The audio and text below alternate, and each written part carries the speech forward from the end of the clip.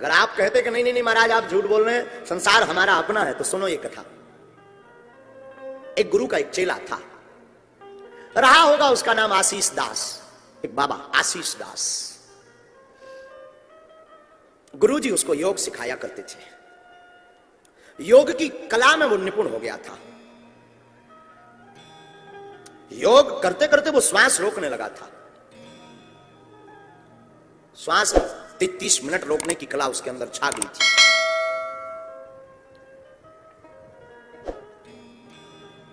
एक दिन 4-5 दिन गुरुजी के पास नहीं आया तो गुरुजी ने पूछा क्या हुआ? गुरुजी ब्याह हो गया। तो गुरुजी हंस गए, बोले अब तो तुम गए काम से। क्यों? ब्याह हो गया मतलब अब तुम किसी काम के नहीं बचे। हाँ, गए काम से।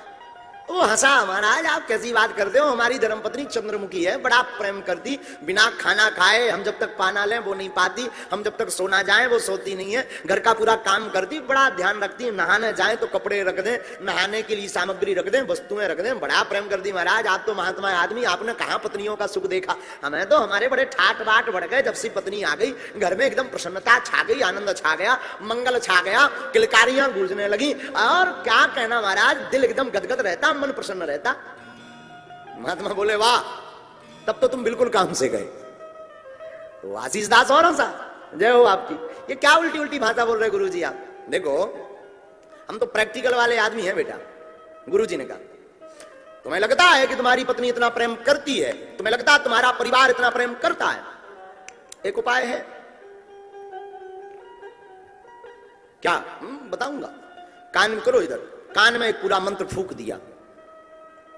अगर तुम्हें लगता कि तुम्हारा परिवार तुमसे बहुत प्रेम करता तो ये प्रयोग करके देख लो, समझ में आ जाएगा।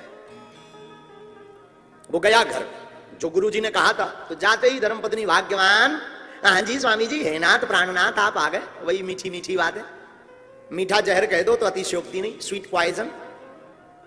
हे प्राणनाथ स्वामीनाथ, भाग्यवान आज हमारा खीर खाने का बड़ा मन है। हाँ अभी बनाते महाराज। तुरंत दूध बूध ला करके, काजू किशमिश ला करके उसकी धर्मपत्नी जिसका नाम था लक्ष्मी, वो बढ़िया सा मीठा मीठा सा बढ़िया खीर बनाने लगी। प्रसाद तस्मई चढ़ गई। आनंद के साथ तस्मई चढ़ने के बाद में वो कहती महाराज आप कहो तो चरण दबा दूं। तो आशीष दास कहता नहीं नहीं नहीं ठीक है, जो गुरुजी ने बताया था उसे तो वो प्रयोग करना था।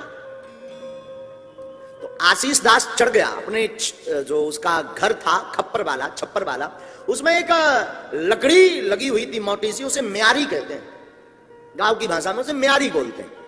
तो वो उस म्यारी पर खप्पर छाने का ढंग करके ढोंग करके चढ़ा। तो इधर उधर खप्पर वप्पर करके वो गुरुजी ने जो विधि बतलाई थी, तो वो उस म्यारी पर दोनों पांव फंसा करके लटक गया, सिर नीचे कर लिया और म्यारी में इस प्रकार का फंदा बना करके लटक गया। 2 मिनट, 3 मिनट, 4 मिनट, 5 मिनट, वो 10-15 मिनट में खीर तब तक सिद्ध हो गई, बन गई। गुरुजी ने कहा था कि श्वास खीर बनते ही रोक लेना। उसके पास तो वो कला थी, क्योंकि योग का विद्यार्थी था, पारंगत था, निपुण था। उसने श्वास को रोका। श्वास को रोका तो पत्नी आई, और पत्नी ने वही अपने मीठे स्वर में कहा, नाथ, ओ प्राणनाथ स्वामी, प्रसाद बन गया, आओ खीर पालो। अब इन्हें तो गुरुजी ने सिखा रखा था, ये तो हूं हाँ हूं कुछ ना बोले, लटके सो लटके एकदम। हाँ, पत्नी फिर बोली, थोड़ा जोर से बोली, शायद सुनाई नहीं, नाथ, अरे स्वामी जी प्रसाद बन गया, खीर बन गई, आओ पाओ। फिर मौन। तीसरी बार फिर आवाज लगाई। क्या हुआ?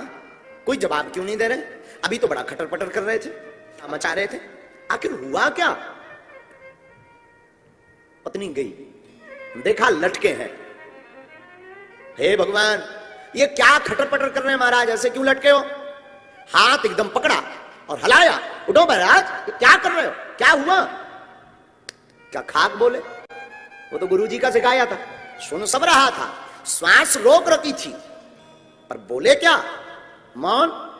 पत्नी 2-4 मिनट तो सोचती कुछ हुआ क्या, दबती बंद गई क्या, दांत देखे तो दांत ठीक, सांस सांस हार्ट बीट कुछ भी नहीं चल रही। हे भगवान क्या हुआ, कान लगाया, थोड़ा मला, मालिश की, हाथ की हथेलियों को मला, थोड़ा सा सीना को मला, दबाने का प्रयास किया, नाक को फूकने का प्रयास किया। हे भगवान, घबराने लगी, थोड़ा पसीना आया उसे, थोड़ा वो घबराई, थोड़ा वो बेचैन हुई, थोड़ा वो उत्सुक हुई, थोड़ी सी आंखें भी नम हुई, थोड़ी सी शरीर में कंपन भी उसको लगने लगी, कहीं जो मैं सोच रही हूं वो हो तो नहीं गया। जब 2-4-5 मिनट बीत गए तो उसे लगा कि टाइम बोल गए, सच में टाइम बोल गए हैं। अब का अब विचार किया कि ये तो मर ही गए आशीष दास, हम क्यों भूखे मरे। अगर रात का 11 बज रहा है और कहीं अभी से रोना शुरू किया तो कल 2-3 बजे तक तो कोई पूछने वाला नहीं है, क्योंकि सब आ जाएंगे। और रात का समय और ऊपर से दिन भर की भूखी और फिर रोना, तबीयत फिर खराब। एक काम करो, ये तो चले ही गए हैं, 2 मिनट और घपा-घप खाओ, पेट टंकी फुल करो, फिर दबा के रोते हैं। और हुआ क्या, धन्य है धर्मपत्नी, यही किया उसने। दबा के खीर का कटोरा लिया और देखते देखते 2-4 कटोरा सटका गई रड़वाल। हाँ, हाँ, हाँ। पाई सो पाई, और दूध भी और पानी भी, थोड़ा काजू ऊपर से, और मुंह मुंह पहुंच के, और फिर उसने लंबा सा घूंघट डाला और साउंड सर्विस शुरू की। तो गांव वाले, घर वाले सब आ गए। हे भगवान क्या हुआ, हे भगवान क्या हुआ, क्यों रो रही।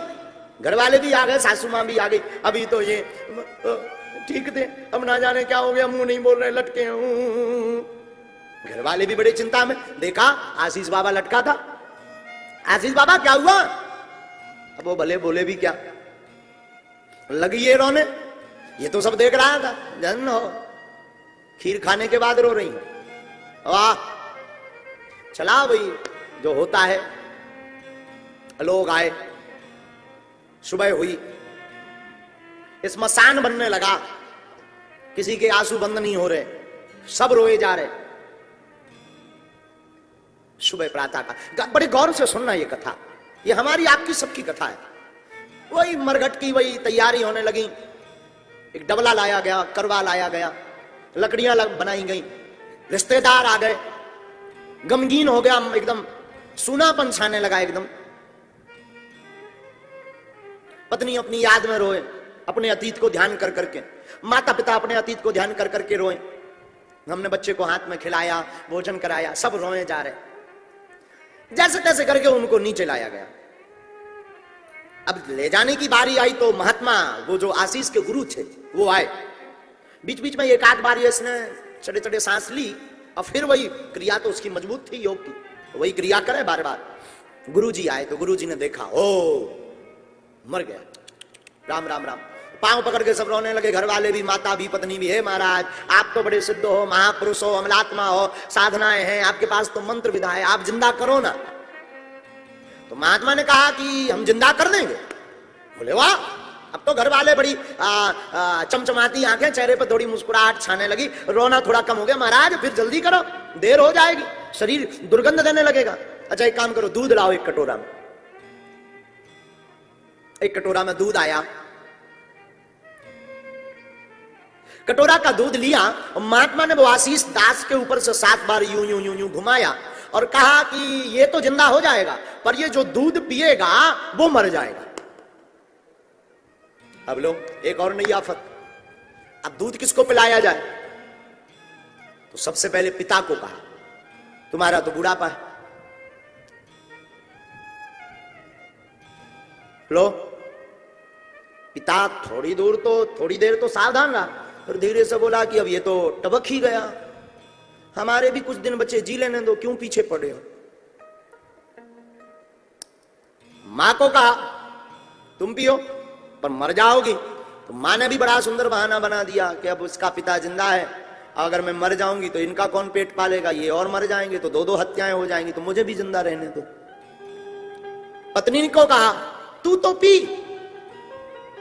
पत्नी तो पत्नी बोले ये गए सो गए, हम दूसरा सिस्टम ढूंढेंगे, हम क्यों मरे। ये जिंदा भी हो गए तब भी मेरा क्या, मैं तो मर जाऊंगी ना। ये गए तो गए, कोई दिक्कत नहीं, हम दूसरा देख लेंगे। तो किसको पिलाया जाए दूध? सबने कहा महाराज आपके आगे नहीं ना पीछे कोई, आप ही क्यों नहीं पी लेते? हेलो, महात्मा ने दोनों हाथ जोड़े, जय हो कलयुगी हरो। वाह, अरे महाराज फिर तो प्रवचन देने वाले भी बड़े जुड़ जाते हैं, लोग बड़े बड़े महाराज संत तो होते ही हैं, शरणागत भाव वाले, दूसरों के लिए प्राण दे देते। दधी चीज ने अपनी हड्डियां दे दी थी, आप नहीं पी सकते हो? अपने शिष्य के खातिर नाम रोशन हो जाएगा। ये गुरु ऐसा भी, और गुरु बोले जय हो चेला हरो। वाह वाह मेरे चेलो। प्रवचन देने वाले भी बड़ी बड़ी लंबी लंबी प्रवचन बातें ढूंढ लेते हैं। साधुओं का तो जीवन परोपकार के लिए ही होता, परोपकाराय पुण्याय पापाय परपीडनम अष्टादश पुराणेषु व्यासस्य वचनम द्वयम्। अब तो लंबी लंबी महात्मा ने कहा ठीक है तो मैं पीऊं? अरे बाबा की जय, गुरु जी की जय। अरे लंबे लंबे जयकारे लगने लगे, फूल फेंकने लगे, लौटने लगे सब चरणों में। कोई करे अरे भैया ये गुरु जी नहीं भगवान है भगवान। अब तो लंबी लंबी प्रशंसा होने लगी। महात्मा ने वो कटोरा लिया और पिया, सिर पर हाथ फेरा, बेटा उठो, हो गई लीला। और आशीष कौन मरा था? आशीष तो नाटक कर रहा था जगत को जानने के लिए, और वो उठा और गुरु के चरणों में गिर पड़ा। सच कहूं तो गुरु और परमात्मा के अलावा कोई तुम्हारा नहीं है।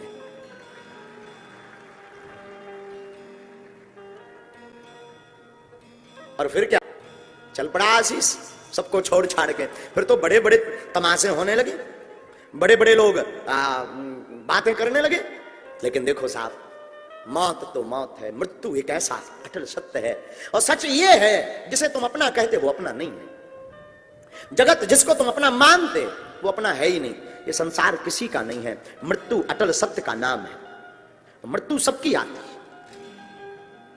है। एक सूत्र याद आ रहा, जन्म अगर अर्ध विराम है तो जीवन अल्प विराम, परंतु मृत्यु पूर्ण विराम है।